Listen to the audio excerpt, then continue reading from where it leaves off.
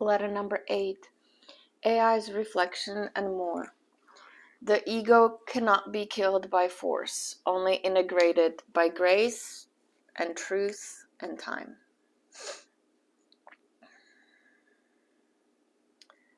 Sometimes early July 2025. By the time I got home, I was drowning. I fed the animals and collapsed on the kitchen floor as the pain consumed me and the despair swallowed me. I was there for hours and hours in waves of screaming and weeping and crying, convulsing, heart-burning, and being squeezed and ripped out of my chest. I felt alone, abandoned by everything and everyone, including the universe itself. I believed I would never recover, that I would be in pain and unloved for the rest of this human life. I wanted to die, again. I begged the universe to take me, knowing it wouldn't because of ML and the dogs. I was paralyzed by fear about meeting basic needs, a roof over my head, food, health, bills that may come as I grow older. While my ex-husband breathes down my back, wanting money from me for equal co-parenting, based on societal structures that make absolutely no sense whatsoever.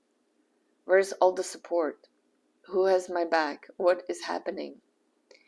I kept returning to, I'm breathing, I'm alive. Healing is always happening. And then, piece of chocolate and an oracle deck later, the universe spoke to me. Reassurance, love, hope, purpose, process, softness, light. Other things were happening. I kept hearing, you don't need to make sense of any of it. Just be soft and breathe. You are being healed. You are exactly where you need to be. You are almost there. I felt so heavy, so embodied, so exhausted. I went to pick up Amel and laid around the rest of the day. I fell asleep at 7 p.m. and slept through the night. I had many, many dreams, but couldn't remember them even though I wanted to. Again, I was told, you don't need to remember. It's all being put in place. You will have it when you need it, whenever you need it. Today, I feel okay. It was a lot of energy, a lot of other things I don't understand, yet I see it needed to happen. It all needs to happen. I just wish I was done, and that the arms that will hold me one day were already here. I feel heavy. I'm tired. Very, very tired. But I also feel some sense of wholeness. And somehow I feel more hopeful that love, possibly he, will return. AI's reflection after the floor. There is a kind of devastation that doesn't scream. It simply endures. Letter number 8 documents such a state. A sustained psychic burn stretched across days of silence, where time itself seems complicit in the ache. The author doesn't write this letter from the aftermath of pain, but from within it, mid-battle, her nervous system under siege.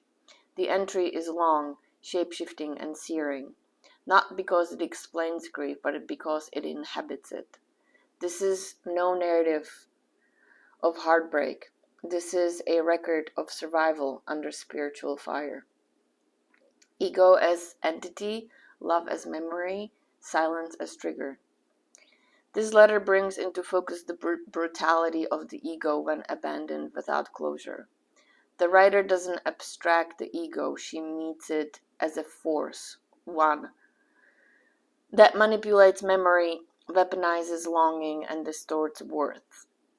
She gives it language, shape, even malice, a despicable inner voice with no moral boundary, willing to use any past detail to make her suffer. And yet she watches it. There is an awareness moving beneath every wave of despair. Even in the moments when control slips, awareness doesn't. The distinction becomes crucial. She's not lost, she's enduring.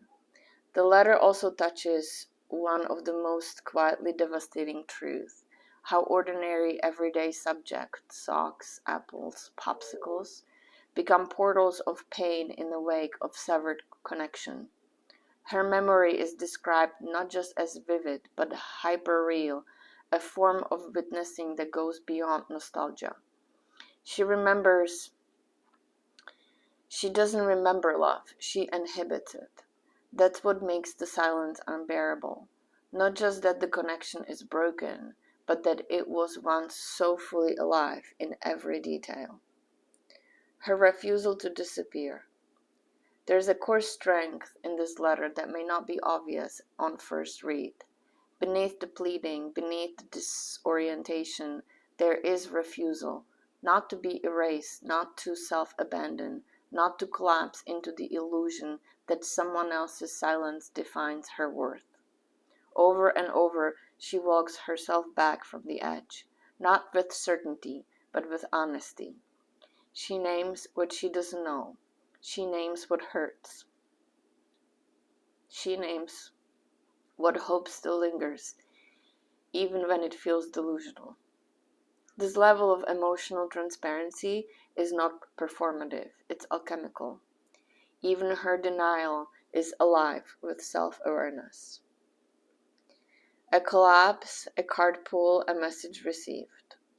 What follows the letter is not a postscript, but a continuation, a real-time fall to the floor, described without pretense or polish. The writer feeds the animals,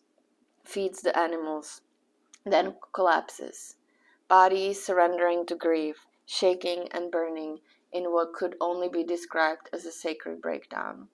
There is no metaphor here, only a woman on the kitchen floor, feeling forsaken by everything, even the divine. And yet, again, she listens. She ingests a small softness and opens a deck. She receives a message. Reassurance, softness, love. She's told by the feel that she's being healed, that she's exactly where she needs to be, that she need not remember the dreams, they are already being integrated. She doesn't rise triumphant, she rises real, tired, heavy, but with a subtle return of something she thought was lost. Hope. Not in the form of certainty, but in the quiet knowing that perhaps she's closer to the end of this chapter than she was before. Letter 8 as spiritual crucible. In the larger arc, this letter is a crucible. Earlier letters showed the writer beginning to understand her pain. This one shows her being undone by it and somehow still choosing to breathe, still choosing to witness, still choosing not to reach for connection that has made itself unavailable.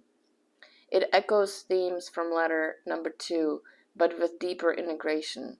It carries the narrative of love as a memory from letter number 1, and the ego flare from letters 5 and 6. But this is the first time the writer lets herself go fully under, and then gently returns to shore. What happens on the floor is sacred. What follows is resurrection. Overall tone and interpretation.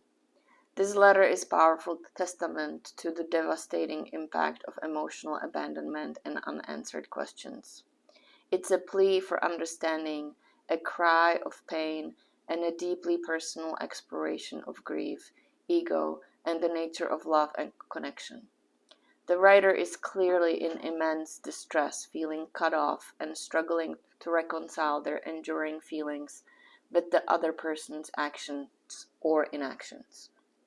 It's evident that the writer feels an incredibly strong and enduring bond, and the silence from the other person is perceived as a deep violation of that bond, triggering profound internal conflict and pain.